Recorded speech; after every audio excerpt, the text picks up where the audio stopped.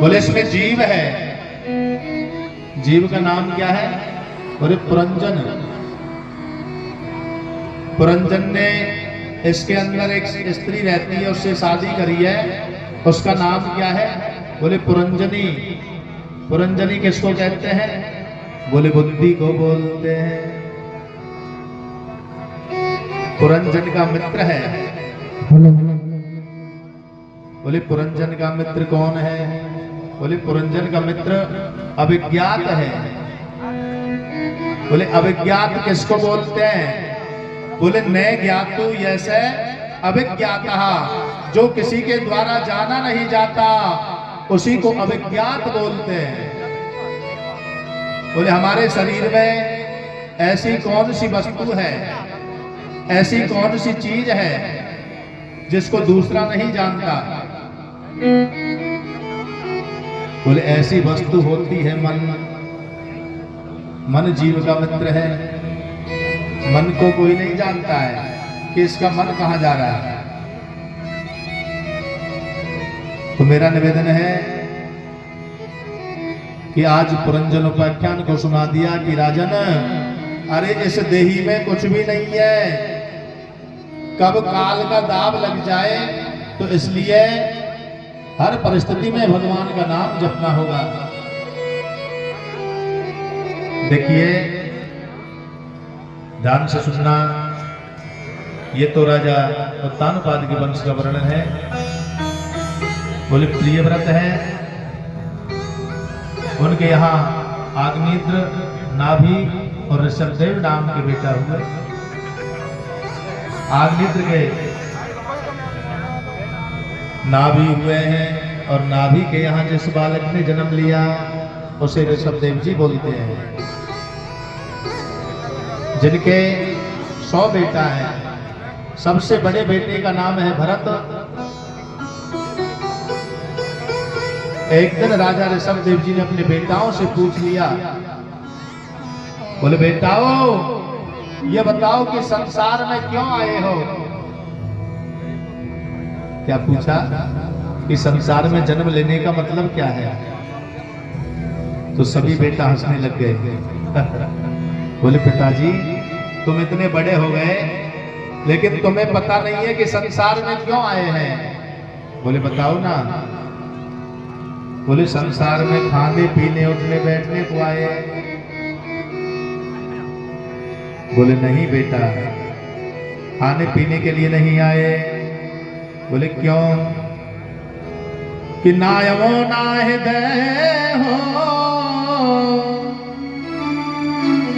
देह भाजांग लोके कामान कष्टान बरहते विमुक्ते।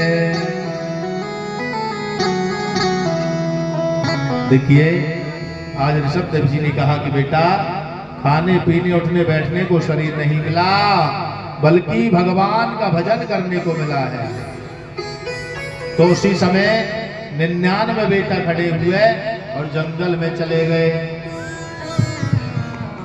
भरत जी ने राजगद्दी को संभाल लिया, ऋषभदेव जी भी जंगल में चले गए, भगवान का भजन करके अपना उद्धार करवा लिया है। लेकिन भरत जी ने सोचा अगर मैं राज्य करता रहूंगा तो मैं भी दुर्गति को प्राप्त हो जाऊंगा। तो आज भरत जी ने अपने बड़े बेटे सुमति को गद्दी पर बिठाया और स्वयं जंगल में जाकर के भजन करने को पहुंचे।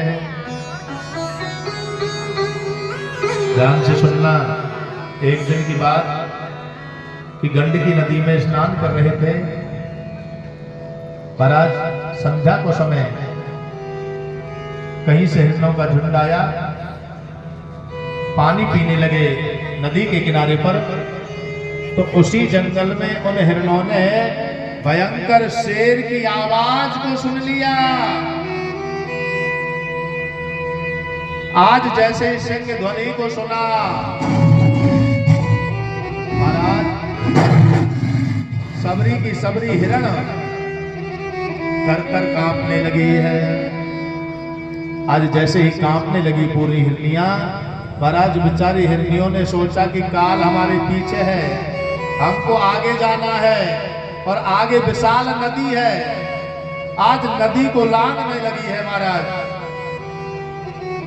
एक आती है नदी को लांघ कर चली जाती है, दूसरी आती है उसने भी नदी को लांघ लिया, लेकिन एक हिरण गर्भवती है जिसका गर्भ का पूरा महीना पैदा होने वाला है। आज बेचारी ने जैसे ही मरने के भय से छलांग लगाई तो महाराज उसका जो गर्भ है वो पानी में गिर पड़ा है। ओहो, इस दृश्य को भरत जी ने अपने नेत्रों से देख लिया। आज उसका गर्भ हिरनी का महाराज बच्चा पानी में बहने लगा तो भरत जी को दया आ गई और सोच लिया कि जितना दर्द इसको होता है उतना ही मुझको होगा। आज उस बच्चे को महाराज पानी से निकाल कर बाहर ले आए। राजन परीक्षित ध्यान से सुनना, धीरे धीरे अपनी कुटिया पर लाए। महाराज उसका लालन पालन करने लगे। कहते ना कि आए थे हरि भजन को ओटन लगे कपास। कहां तो भगवान का भजन करने के लिए राजगद्दी को छोड़ा और कहां मन हिरण के बच्चे में फंस गया। अब तो महाराज अंत समय आया। जैसे ही भगवान के पार्षद लेने को आए तो अंत समय में हिरण के बच्चे का ही ध्यान किया कि मेरे मरने के बाद इसका लालन पालन कौन करेगा। अरे इसको कोई हिरण सिंह खा जाएगा, इस जंगल में कोई जीव जंतु इसको खा जाएगा। तो देखिए आज इस प्रकार याद करते करते भरत जी ने अपनी देही का त्यागन कर दिया है।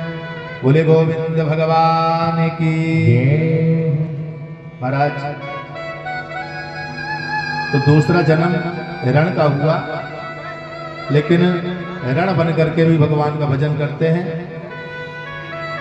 एक दिन किसी बहेलिये ने जंगल में आग लगाई तो आज हिरण बने हुए भरत जी ने भजन करते करते अपनी देही को जला करके नष्ट कर लिया।